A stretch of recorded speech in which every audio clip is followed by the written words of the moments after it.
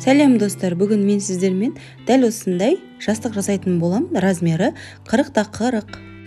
Бізге керекті заттар, мен королевский бельюр таңдап алдым. 8 түрінен алдым. Өздеріңіз білесіздер, қандай түрінен таңдап алатындарыңызды. Және 30-30 болатын шыт мата таңдап алдым.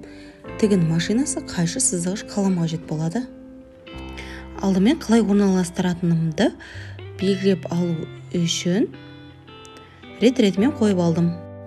Алдағы видеоларымды көрсеңіздер, погон құрағын тіккен болатынмын. Бұл құрақта погон құрағына ұқсайды, бірақ сәл өзгешелігі бар. Сондықтан погон құрағында қарай кетіңіз.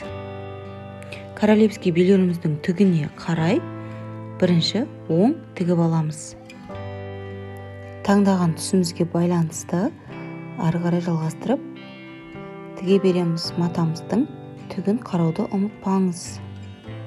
Дәл осылай аяғына дейін таңдаған маталарымызды бірінен кейін бірін кемпір қосақ түстес етіп тігіп шығамыз.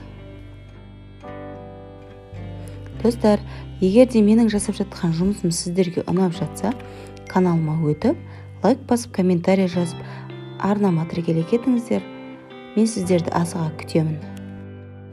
Дәл осылай соңына дейін ленталарымызды ауыстырып, түстерін бір-біріне келтіріп тігеміз.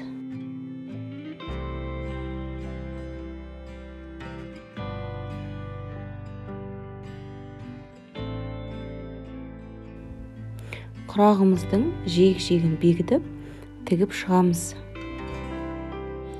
Артық маталарын кесіп алып тастаңыз.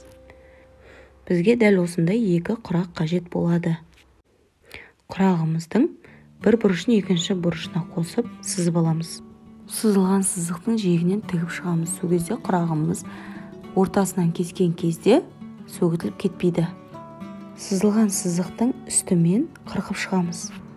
4 үш бұрышты бір-біріне қалай жалғайтынымызды алдын ала құрап көріп аламыз. Алдымен үш бұрыштарды бір-біріне жалғаймыз. Сосын үлкен үш бұрышты бір-біріне жалғап, әдемі жастықтың бетін шығарамыз. Дәл видеодан көргеніңіздей жасап тігіңіздер. Сол кезде әдемі жастықтың беті шығады. Енді астар орнатамыз. Мен астарға жай шыт матаны алдым. Сіздер өздеріңіздің қалағандарыңыз бойынша королевский бельюр немесе матовый бельюр қойсаңыздар болады. Шыт матаны астына қойып тігеміз. Жастықтың бетіне қойып тігесіздер. Сол кезде шыт мата жиырмай тігеді. Артық жерлерін кесіп алып тастаңыздар. Енді оң қаратамыз. Орындыққа, диванға немесе машинаның орындығына артқа арқаның ауырмасы үшін қойсаңыздар жақсы болады. Ішіне холофайзер немесе синтефон салыңыздар. Менде осындай әдемі жастық шықты. Сіздер де өздеріңізге дәл осылай тігіп алыңыздар. Сау болыңыздар.